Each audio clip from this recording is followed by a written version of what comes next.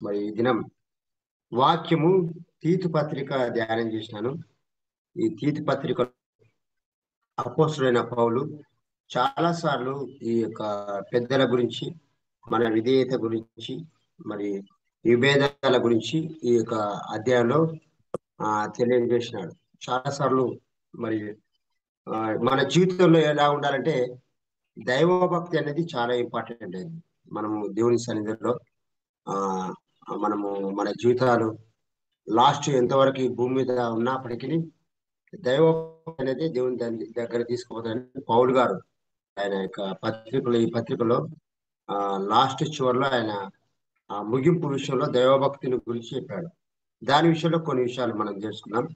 అయితే ఇక్కడ చూస్తే ఒకటో అధ్యాయంలో తీతు పత్రిక 1వ అధ్యాయంలో దైవభక్తి విషయంలో నేను కొన్ని విషయాలు చెప్తున్నాను. అయితే సంఘము మరియు దాని పెద్దలను పౌలు రాసిన తీతు పత్రిక ముఖ్య సారాంశం సంఘము నాయకత్వం గురించి చెప్పేది ఇక్కడ. తర్వాత ఈ అధ్యాయంలో దైవభక్తి గురించి సంఘ పెద్దలను ఏర్పాటు చేసినట్లుగా ఉన్నది. మరియు 3వ విషయంలో చూస్తే విభేదాలు ఉన్నాయి, సంఘాల్లో విభేదాలు ఉన్నాయి, ఐక్యత లేదు, ఒకరు అంటే గొప్పగా ఎంచుకోవడం లేదు, ఇవన్నీ ఉన్నాయి. ఈ 3వ అధ్యాయంలోనికి వస్తే లాస్ట్ చివరి ఏంటంటే సత్క్రియలు చేస్తున్నారు కానీ దైవభక్తి లేదు. కొంతమంది ధర్మాలు చేస్తున్నారు కానీ దైవభక్తి అనేది లేదు. అయితే వీటిని కొందరు ఏం చేస్తున్నారంటే పౌలు చాలా సార్లు ఈ యొక్క శిష్యులకు చెప్తున్న మాట ఏంటంటే ఈ తీతు లాంటి కొందరు పౌలుకు పరిచారకులుగా ఉన్నారు. పౌలు కూడా బలమైన యోధుడు, మరి పరిచయుడు కానీ దాంతో ఎల్లప్పుడూ గ్రీకు అంటే మరి ఆయనతో ఉన్నప్పుడు కూడా అతడు లూకా సువార్త మరి అపోస్తల కార్యం రాశాడు కానీ తిమోతితో కలిసి పరిచర్య చేశాడు. అయితే తండ్రి గ్రీక్ చేసేసాడు కాబట్టి తిమోతి కూడా దాదాపుగా గ్రీక్ చేసేసాడు ఉన్నాడు. తీతు కూడా గ్రీక్ చేసేసాడు. కాబట్టి 4 జాతులకు చెందిన పౌలు తిమోతికి, తీతుకు మరి లూకాకు విభేదాలు ఉన్నప్పటికీ కొందరు ఒకటే ఈ కొత్త నిబంధన ప్రకటించారు.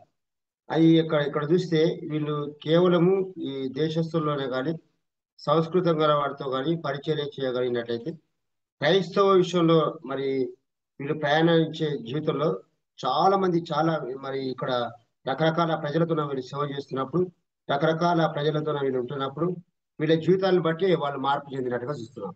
అయితే చాలా మంది మరి ప్రవక్తల యొక్క విషయంలో మరి చూస్తే మరి శిష్యుల విషయంలో చూసి జీవితాలు మార్చుకున్నట్టుగా చూస్తున్నాం. ఈ శిష్యులు ఏం చేశారంటే రకరకాల దేశాలకు వెళ్ళిపోయారు. వెళ్ళిపోయిన విషయంలో చూస్తే వీళ్ళు రష్యా కానీ, మరి ఆఫ్రికా కానీ, అమెరికా కానీ, ఉత్తర దేశాలు కానీ, భారతదేశం కానీ, మన దేశస్తులు అందరు పరిచయలో యేసు ప్రభు ఇద్దరిద్దరి శిష్యులను పంపిస్తున్నప్పుడు ఆ ఇద్దరిద్దరి యొక్క విషయంలో అక్కడ వాళ్ళ జీవితాలను చూసే మరి చాలా మంది యేసు ప్రభుని తెలుసుకున్నట్టుగా చూస్తున్నారు. ఈ రోజులలో మన జీవితాలను బట్టి మరి ప్రభు దగ్గరికి వస్తారని ప్రభు ఇక్కడ చూస్తున్నారు. చాలా విషయాల్లో సంఘాల్లో జరుగుతున్న విషయాలు ఏంటంటే ఇక్కడ తీతుకు రాసిన పత్రిక 1:12 చూస్తే మనము ముఖ్య అంశాలలోకి వెళ్తున్నాం. నేను చదువుతున్నాను. వారిలో ఒకడు అనగా వారి సొంత ప్రవక్తుల్లో ఒకడు ఇట్లా నేను కేత్రీయులు ఎల్లప్పుడూ అబద్ధికులను, దృష్టములను, సోమరులకు తిండిపోతున్నాయి ఉన్నారు. ఈ సాక్ష్యము నిజమే. ఈ హేతువు చేత వారు యూదుల సంకల్పన కథలను నుండి తొలగిపోయినట్టు మనుషుల కట్టడలను లక్ష్య పెట్టక విశ్వాస విషయంలో స్వస్థతలకు నిమిత్తము వారిని కఠినంగా గద్దింపము. మరి ఇక్కడ చూస్తే చాలా మంది సంఘాల్లో ఈ దినాల్లో సంఘాలు ఏమంటారంటే మంచి పేరున్నాయి కానీ ఒక తిండి కాడికి వచ్చే వరకు ఒక తిండి విషయంలో ఏం చేస్తున్నారంటే వాళ్ళు చాలా వాళ్ళ యొక్క విషయంలో తిండిపోతులుగా కనబడుతున్నారు. ఎవరైనా వెళ్తే మన ఎంబీ సంఘాల్లో కొంచెం చూస్తే ఒక పాస్టర్ కమిటీ ఉందంటే మ్యారేజ్ అయితే వాళ్ళ దగ్గరికి వాళ్ళ స్పెషల్ భోజనం ఏర్పాటు చేస్తుంటారు. అక్కడ ఉన్న వాళ్ళందరూ కూడా వాళ్ళనే చూస్తుంటారు. అయితే చూస్తే అరే వీళ్ళు ఇంతవరకు మన దగ్గర ఉన్నారు కానీ ఇప్పుడు ఏర్పరచబడారు వాళ్ళు అన్నాడు. అంటే తిండి విషయాల్లో ఏమవుతుందంటే చెడిపోతున్నారని పౌలు గారు చెప్తున్నాడు.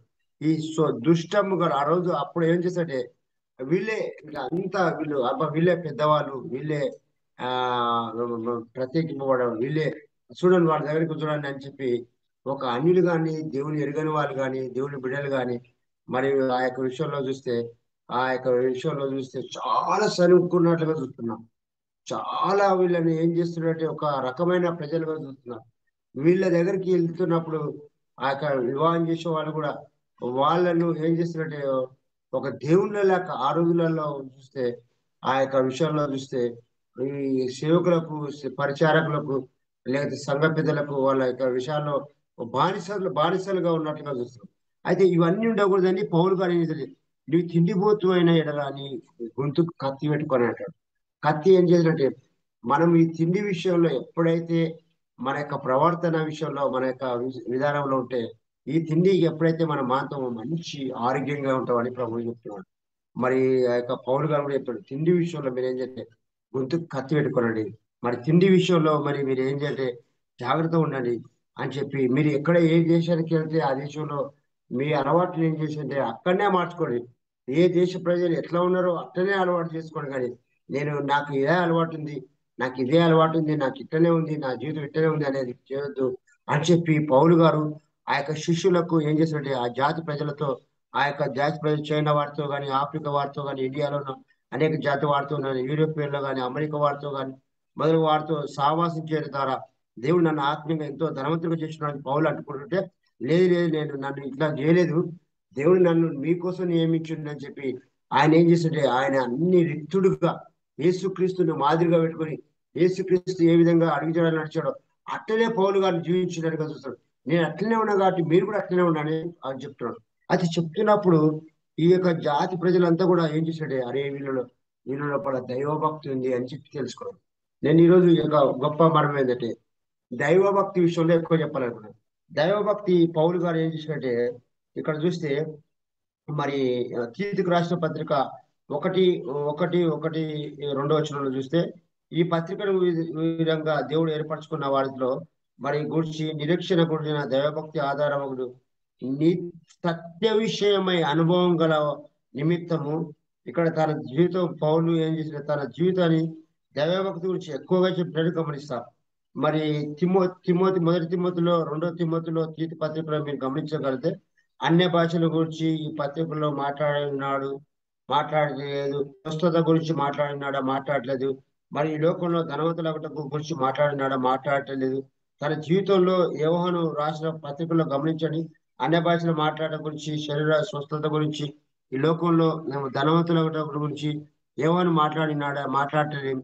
ఈ అపోస్తుల ఈ జీవితం చివరిలో ముఖ్యమైన వాటి గురించి చెప్పడం ఈ రోజులో చెప్తున్న సంగతి ఏంటంటే, మరి ఈ యొక్క గూర్చి నేను ఏం చెప్తున్నట్టే దైవభక్తి విషయంలో విధేయత కలిగిన వాడని చివరి 3 పత్రికల్లో దేని గురించి చెప్పాడంటే, మరి 11 సార్లు దైవభక్తి గురించి, మొదటి తిమోతిలో 3:16లో దైవభక్తి యొక్క విశేషం గురించి చెప్పాడు. 2వ తిమోతిలో 3:5లో దైవభక్తి ఆధారముకు సత్యం గురించి చెప్పాడు. తీతు పత్రికలో 1:1లో పౌలు యొక్క ఇతర పత్రికల్లో దైవభక్తి గురించి మాటలు ఒక్కసారి ఆయన ఇక్కడ చెప్తున్నాడు. జీవితంలో సంపూర్ణమైన పరిమితి చెందిన తర్వాత పౌలు ఇట్లా అంటున్నాడు, ముందు రాసిన పత్రికలో ప్రభు యొక్క రాకడ గురించి, అన్య భాషల గురించి, స్వస్థత గురించి, అద్భుతాల గురించి, మరి అనేక వాటిని గురించి మాట్లాడాను. కానీ నేను వెడలిపోవచ్చున్న కాలం సమీపమైనది కనుక అన్నిటికంటే దైవభక్తి ఎంతో ప్రాముఖ్యం అనేది నేను చూస్తున్నాను అంటాడు. ఇవన్నీ నేను మాట్లాడినా, అన్య భాషల గురించి మాట్లాడినా, మరి స్వస్థత గురించి మాట్లాడినా, ఇవన్నీ వెళ్తున్నా. కానీ నా సమయం వెళ్ళిపోతున్న సమయం ఉన్నది, నా సమయం దగ్గర అవుతున్నది. నేను నేర్చుకున్న విషయాలు అని చెప్పి అన్ని మాట్లాడాను. కానీ ఇప్పుడు నేను లాస్ట్ చివరిలో ఉన్నదంటే దైవభక్తి అనేది చాలా ఇంపార్టెంట్ అయింది, చాలా విలువైనది అని చెప్పి తెలుసుకుంటున్నా. ఈ దైవభక్తి మీ లోపలే ఉండాలంటే, దైవభక్తి యొక్క విషయంలో మరి ఈ రోజు బోధకుల విషయంలో నేను వింటున్నప్పుడు, మరి అపోస్తుల గురించి వింటున్నప్పుడు వాళ్ళ జీవితంలో దైవభక్తి విషయంలో వాళ్ళు ప్రాణాన్ని త్యాగం చేసుకున్నట్టుగా చూస్తున్నాం. దైవభక్తి విషయంలో దేవుని కంటే ఇంకా మాకు ఏమి లేదు, మా ప్రాణాలు పోతున్నా సరే, మా ప్రాణాలు మరి ఈ లోకంలో మేము సజీవంగా చచ్చిపోయినా సరే కానీ మేము దైవభక్తిని మాత్రం వదలమని చెప్పి వాళ్ళు ఏం చేసినట్టే ఆ దైవభక్తిని అనేక విషయాలు చెప్పినట్టుగా చూస్తాం. మరి ఈ యొక్క దైవభక్తి విషయంలో మనం పెద్దలుగా ఈరోజు గడ్డపాలయ్య గారు మరి తన యొక్క భక్తిని మరి ఈరోజు ఆ వాక్యం చెప్తున్నారు. చాలా మర్మాలతో వాక్యం చెప్తుంటారు.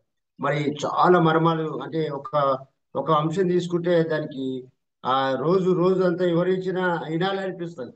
ఎందుకంటే దైవభక్తి గొప్ప లాభ సాధకమైనది. దైవభక్తి విషయంలో మన యొక్క స్పిరిచువల్ లైఫ్ ఏం చేస్తుంటే లోతుకు తీసుకెళ్తారు. దైవభక్తి విషయంలో ఇంకా మర్మాలు తెలియపరుస్తుంటాయి. దైవభక్తి విషయంలో మనం సాధకం చేసుకోవాల్సి వస్తుంది. దైవభక్తి విషయంలో మన మాటలు కానీ, మన ప్రవర్తన కానీ, మన క్రియలు కానీ, మన జీవితంలో ఏదైతే పొరపాట్లు మాట్లాడుతున్నామో, ఏదైతే వింటున్నామో, ఏదైతే చేస్తున్నామో, ఏదైతే మరి భోజనం చేస్తున్నామో, ఏదైతే సాహసం చేస్తున్నామో, ఏ విషయంలో మనం ఉంటున్నామో, ఆ దైవభక్తి ఏం చేస్తుంటే మరి అన్ని విషయాల్లో తగ్గింపు కలిగినదిగా ఉంటుంది. అన్ని విషయాల్లో విధేయత కలిగిన వారిగా ఉంటుంది. అన్ని విషయాల్లో మాదిరికరమైనదిగా ఉంటుంది. అన్ని విషయాల్లో మనల్ని చూస్తున్నప్పుడే నిజమైన క్రీస్తు నిజంగా దైవభక్తి విషయంలో ఈ క్రీస్తుని ఈయనలో చూస్తున్నాం అంటాడు. ఈయన యొక్క భక్తి చూస్తున్నాడు. వాళ్ళు మాట్లాడుతున్నప్పుడు ఇతరులు మాట్లాడుతున్నప్పుడు వినగలిగే వారిగా ఉంటారు. వాళ్ళు మాట్లాడే వాళ్ళుగా ఉండరు. వాళ్ళకి ఎంత జ్ఞానం ఉన్నప్పటికీ ప్రతి ఒక్క మనుషుల మాటలు వింటూనే ఉంటారు. వాళ్ళ యొక్క మర్మాలను ఏం చేస్తుంటే వాళ్ళు తొందరగా వాళ్ళకి ఎంత మరి చెప్పాలనుకున్నా కూడా వాళ్ళు వినగలిగే స్వభావం ఉంటారు. అంటే జ్ఞానం గల వాళ్ళు ఏం చేస్తే తన పాండిత్యాన్ని అభివృద్ధి చేసుకుంటాడు. మూర్ఖుడు ఏం చేస్తుంటే మాట్లాడి తన నోరును పాడు చేసుకొని తన దైవభక్తిని పోగొట్టుకుంటాడు. అందుకోసమే ఈ యొక్క మర్మం ఏం చెప్తుందంటే పౌలు గారు, అయ్యా మీరు ఏం చేయాలంటే ఎక్కడికి వెళ్ళినా వాడు చెప్పే మాటలు వినండి, వాళ్ళు చెప్పే విషయాలన్నీ వినండి, వాళ్ళు చెప్పే విషయాలన్నీ పాటించండి. తర్వాత వాళ్ళ లోపల ఏమైనా లోపం ఉంటే ఏం చేయంటే మీ యొక్క భక్తిని కనపరచండి, మీ విశ్వాసాన్ని కనపరచండి, మీ జీవితాన్ని కనపరచండి. మీరు పెద్దలుగా నియమిస్తున్నప్పుడు ఇక్కడ దేవుని యొక్క వాక్యంలో ఏంటంటే మీరు పెద్దలుగా నియమిస్తున్నప్పుడు మీ సంఘంలో ఏంటంటే మీరు ఈరోజు డిగ్రీలు చేసిన వాళ్ళను, పిహెచ్డి చేసిన వాళ్ళను, ట్రైనింగ్ చేసిన వాళ్ళను సంఘంలోనికి పాస్టర్లుగా నియమించడం అది కాదు. కానీ సంఘంలో ఎవరైతే పెద్దలుగా ఉండి అనుభవం కలిగిన వారు ఉన్నారో, వాళ్ళు మంచి ఆత్మీయ జీవితంలో ఉన్నారో, దైవభక్తి కలిగిన వారు ఉన్నారో వాళ్ళని పెద్దలుగా నియమించండి. వాళ్ళని పెద్దలుగా నియమించి వాళ్ళని ఏం చేయండి, వాళ్ళకు తోడుగా ఇంకా ఒకరిని తోడుగా ఉంచండి. ఒకవేళ ఈరోజు మరి కొత్త నిబంధన కాలంలో అయితే సంఘంలో ఒక 7 మందిని మంచి జ్ఞానం గల వాళ్ళను మరి సంఘ పరిచారకులను నియమించండి. కానీ ఈ యొక్క పాస్టర్కు ఈ యొక్క అధికారాలు ఇచ్చి సంఘానికి అంటే పాడు చేయకండి అని చెప్తాడు. సంఘాన్ని పెద్దలుగా చేయండి, పెద్దలుగా వాళ్ళని గుర్తించండి. వాళ్ళకి ఎంతో అనుభవ జ్ఞానం ఉంది, వాళ్ళకి ఎంతో తెలివి ఉంది, వాళ్ళకి ఎంతో మరి ఆ యొక్క సంఘ పరిచర్యలో వాళ్ళకి ఏమేమో ఎన్ని సంవత్సరాల నుంచి ఎంతమంది పాస్టర్లు వచ్చిరో వాళ్ళు సంఘాలుగా అక్కడ ఉంటారు కాబట్టి ఆ యొక్క లోటుపాట్లు వాళ్ళకి తెలుసు. వాళ్ళని నియమించండి. ఏదో పిహెచ్డి చేసి డాక్టర్ చేసి లేదా ట్రైనింగ్ వాళ్ళను ఆ యొక్క పాస్టర్లకు అధికారం వేయకండి అని పౌలు గారు ఏం చెప్తున్నారంటే అక్కడున్న వాళ్ళని మీరు ఏర్పాటు చేసుకోనండి, అక్కడున్న వాళ్ళని పెద్దలుగా చేయండి అని చెప్తాడు. ఈ యొక్క పాత నిబంధనలో మోషే ఇజ్రాయెల్ ప్రజలు అంతా నడిపిస్తున్నప్పుడు ఆ నడిపించే విషయాల్లో మరి ఆ యొక్క మరి మోషకు ఆ యొక్క 6 లక్షల జనాంగాన్ని నడిపిస్తున్నప్పుడు చాలా కష్టమవుతుంది. వాళ్ళ మామ ఇత్రో చూసి, ఆయన ఒక మాట నేను చెప్తా ఇంటవా, మీ లోపల సంఘంలో మీ యొక్క 6 లక్షల మందిలో ఆ గోత్రకర్తలు ఉన్నారు, ఆ గోత్రకర్తలు 12 గోత్రకర్తలను పిలిపించి మరి వాళ్ళకు ఒక్కొక్క గోత్రకర్తకు ఒక్కొక్క బాధ్యత, వాళ్ళ బాధ్యత కింద ఇంకా ఇద్దరికి పెద్దలకి, ఆ పెద్దల కింద ఇంకా పెద్దలకి, ఆ పెద్దలకి ఇస్తే వాళ్ళు సులువుగా పని చేస్తారు కదా. అప్పుడు ఆ పెద్దలుగా నీ దగ్గర తీసుకొని రండి. వాళ్ళకి ఏం చేస్తామంటే వాళ్ళకు నీవు ఏదైతే చెప్పాలనుకున్నా వాళ్ళకి చెప్పండి, ఆ పని సులువు అవుతున్నప్పుడు ఆ యొక్క మోషే వాళ్ళ యొక్క ఇత్రో ఆ యొక్క మామ మాట వింటాడు. ఈరోజు మనం కూడా మరి ఈరోజు ఆ మరి గంగపాలయ్య గారి బాధ్యత తన యొక్క సమస్తవన్నీ వదిలి ఈరోజు మనతో పనిచేయడానికి వస్తున్నప్పుడు మన సంఘాల్లో పెద్దలుగా మరి మంచి నాయకత్వం కలిగిన వారుగా, మంచి దేవుని యొక్క భయభక్తులు కలిగిన వారుగా, దేవునితో విధేయత కలిగిన వారుగా, దేవునితో పనిచేసే వాళ్ళుగా, వాళ్ళ పెద్దలుగా ఏం చేయాలంటే మనం సహకరించాలి. పౌలు గారికి అట్టనే సహకరించారు. పెద్దలుగా ఉన్న వాళ్ళంతా కూడా వచ్చి వాళ్ళ దగ్గర ఉన్నప్పుడు వీళ్ళ విధేయతను బట్టి, వీళ్ళ మాదిరిని బట్టి, వీళ్ళ జీవితాలను బట్టి ఏం చేసేటే వాళ్ళందరూ కూడా సహకరించడం చూస్తున్నాం. ఇక్కడ చూస్తే ఇక్కడ పౌలు గారి యొక్క విషయంలో చూస్తే ఒక సంఘంలో పెద్దలుగా ఉన్న వారందరి కంటే ఆత్మీయ పరిమితి గలవారుగా ఉండాలి. మరి మనుషులు అందరికంటే పెద్దవారై ఉండవని అవసరం లేదు. కానీ ఈనాడు ఏమి జరుగుతున్నదంటే బైబిల్ కాలేజీలో డిగ్రీ చదివిన వెంటనే పరిమితి చెందిన యవనస్తులు సంఘంలో పాస్టర్లు అవుతున్నారు. వారికంటే సంఘంలో కూర్చున్న వారు అనేకులు ఎక్కువగా పరిణితి చెందిన ఉన్నారు. ఇది యేసుక్రీస్తు యొక్క సంఘం కాదు కానీ కేవలం ఒక సంస్థ. యేసుక్రీస్తు యొక్క సంఘంలో దేవుని గురించి బాగా ఎగిన వారే పెద్దలు. ఈ రోజు దేవుని యొక్క సంఘంలో ఏం చేస్తే ఒక సంస్థ చెప్తుంది రూల్, అయ్యా మా సంఘంలో మా సంస్థకి ఇట్లా రూల్ ఉందయ్యా, మా సంఘంలో ఇట్లా ఉందయ్యా, మాకు ఇట్లా ఉంది. కానీ ఆ సంస్థ రూల్ కాదు. కానీ దేవుడు నియమించిన సంఘం, అయ్యా ఆ పాస్టర్లుగా పెద్దలుగా ఉన్న వాళ్ళు కాదు. కానీ సంఘంలో కూర్చొని వింటున్న వాళ్ళు, ఆత్మీయతలో బాగా ఎదిగిన వాళ్ళు, పాస్టర్ కంటే ఎక్కువ వాక్యం చెప్పే వాళ్ళు ఉన్నారు, పాస్టర్ కంటే ఎక్కువ మర్మాలు చెప్పే వాళ్ళుగా ఉన్నారు, పాస్టర్ కంటే ఎక్కువ బోధించే వాళ్ళు ఉన్నారు, పాస్టర్ కంటే ఎక్కువగా ఆ పరిమితి చెందిన వాళ్ళు ఉన్నారు. వాళ్ళని నియమించండి. వాళ్ళకు ఏదో వాళ్ళ పొజిషన్ చూసి, వాళ్ళ యొక్క మాటలను చూసి, వాళ్ళ గెటప్ను చూసి, వాళ్ళ యొక్క రాయల్టీని చూసి, వాళ్ళ మెడలను చూసి ఎక్కండి. అక్కడ సంఘంలో ఎవరైతే ఆ పని చేస్తున్నారో వాళ్ళని పెద్దలుగా నియమించండి. వాళ్ళకు తోడుగా ఇద్దరిని నియమించండి. అట్లా నియమించండి. వాళ్ళకు అప్పుడు ఏం చేస్తే వాళ్ళ యొక్క జీవితం ఏమైతే అంటే దైవభక్తి విషయంలో అందరికి కనపరిచే వారుగా ఉంటారు. దైవభక్తి విషయంలో వాళ్ళు మాదిరికరమైనగా ఉంటారు. ఈ సంఘం పాడైపోకుండా ఉంటది, మన సమాజం పాడైపోకుంటది, మన ఆస్తులను మనం కాపాడుకునే వారిగా ఉంటాం. వాళ్ళకు బాగా అనుభవం ఉంటది. వాళ్ళకి ఏమైనా జరుగుతున్నది లోపల మర్మాలంతా చెప్తుంటారు. కొత్తగా వచ్చిన వాళ్ళకి ఏం తెలియదు. వాళ్ళు బోధించేవారు కానీ వాళ్ళకు లోపల ఉన్న మర్మాలు తెలియవు అని చెప్పి పౌలు గారు ఏం చేస్తుంటే ఈ శిష్యులకు వాళ్ళకు నేర్పిస్తుంటాడు. అయితే నేర్పించిన విషయంలో మనం కూడా ఇలాగ ఉండాలని ప్రభు చెప్తున్నాడు. ఇంకోటి ఏంటంటే ఈ పాస్టర్గా మరి అంటే పెద్దలుగా ఉన్న వాళ్ళకు కొన్ని సూచనలు కూడా చెప్పాడు. ఏం చెప్పాడంటే పెద్దలుగా ఉన్నప్పుడు ముక్కోపై ఉండకూడదు. ఒకటి తీతుకు రాసిన పత్రిక 1:7 ముక్కోపై ఉండకూడదు, జగడమాడే వాడగా ఉండకూడదు. తర్వాత వాడు మరి అతడు ఏంటంటే సంఘ పెద్దగా ఉండటకు పెద్దగా నియమించినప్పుడు సజ్జన ప్రియుడై ఉండాలి అంటాడు. అతడు దుర్లాభం ఆక్షించేవాడిగా ఉండకూడదు, ప్రజల ఎదురు నుండి డబ్బులు ఆశించకూడదు, వాడు అతిథి ప్రియుడై ఉండాలి, ఆత్మానుసారంగా గలదానిగా గృహమును మరి ఏలుబడి వాడై ఉండాలి, మరి తాను బోధించేవాడై ఉండాలి. బోధ విషయంలో జనులను హెచ్చరించే వాడుగా ఉండకూడదు, అంటే ఖండించేవాడిగా ఉండాలి, శక్తిగల ఉండాలి, మరి నమ్మదగిన వాడిగా ఉండాలి, గట్టిగా చేపట్టిన వాడై ఉండాలి. మరి హితబోధ అనగా పవిత్రమైన సిద్ధాంతము.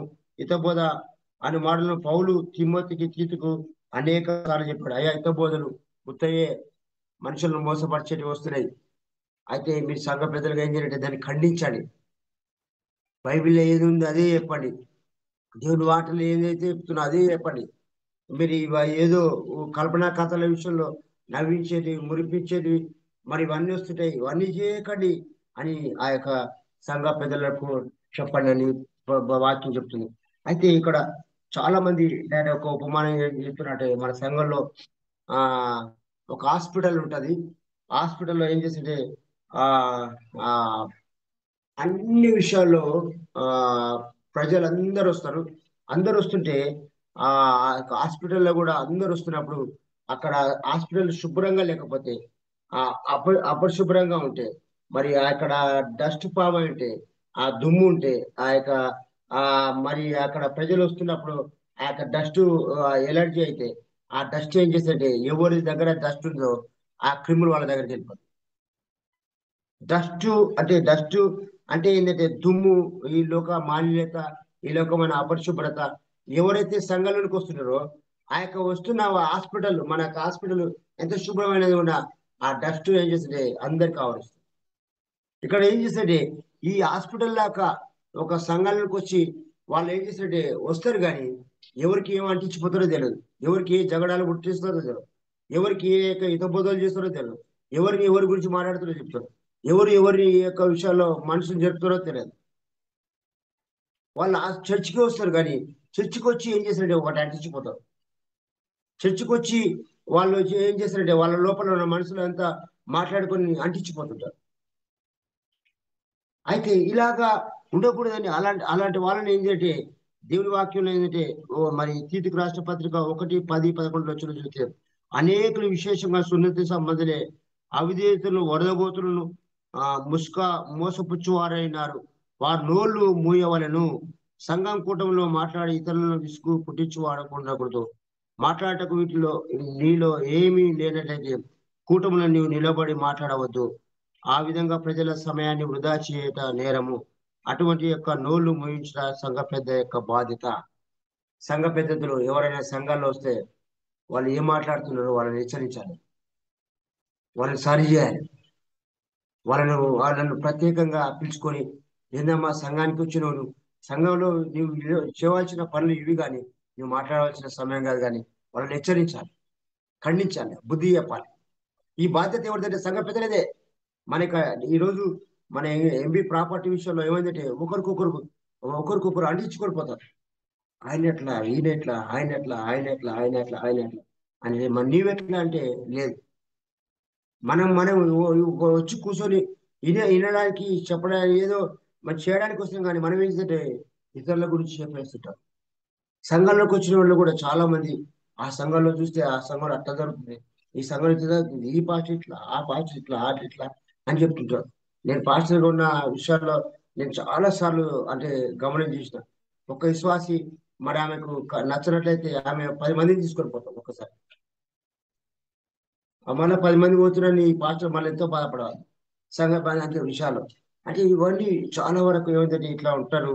అట్లాంటి వాటి విషయంలో జాగ్రత్తగా ఉండాలని పౌలు గారు ఏం చేస్తుంటే ఆ యొక్క శిష్యులకు ఆ యొక్క బోధ విషయంలో నేర్పిస్తున్నారు.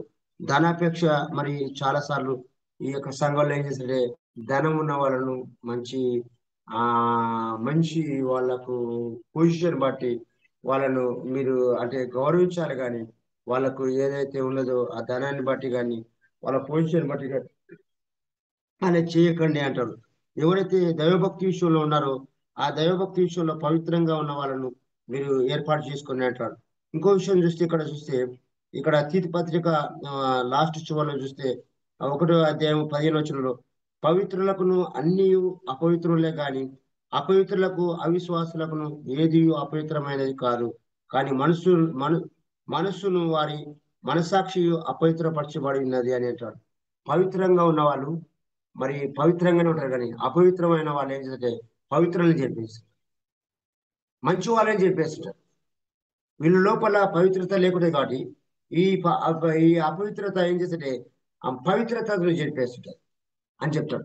పవిత్రత అంటే ఏంటంటే దైవభక్తి, వాళ్ళకున్న భక్తి వాళ్ళకు కొంచెం అయినా సరే వాళ్ళు అలాగనే పట్టుకుంటారు, కానీ ఈ అపవిత్రాత్మ మరి ఈ యొక్క పట్టిన మనుషులు ఏం చేస్తారంటే ఆ పవిత్ర ఉన్న వాడిని కూడా చెప్పేస్తారు. వీరి మనసులో ఏవైతే ఉంటుందో ఆయనకి చెడు యొక్క తలంపులు ఉండి ఆ యొక్క మంచి తలంపులు ఉన్న వారిని కూడా చెప్పేస్తారు.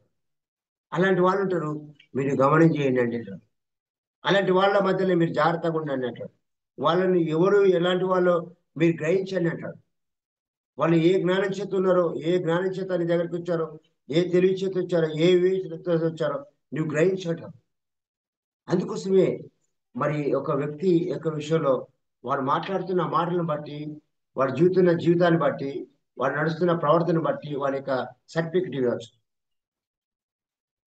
వాడు ఎవరితోన విశ్వాసంగా ఉన్నాడు, మరి అవిశ్వాసంతో జోడిగా ఉన్నాడా, అవిశ్వాస విశ్వాసంతో ఉన్నాడా, వాడి యొక్క స్నేహితుని బట్టి వాడి ప్రవర్తన బట్టి మనం చెప్పొచ్చు.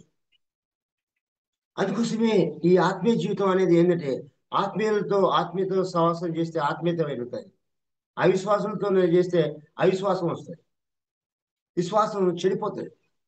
విశ్వాసం అంటే ఏంటంటే నిరీక్షింపబడిన నిజ స్వరూపం, దృశ్యమైనది అదృశ్యంగా చూడడం.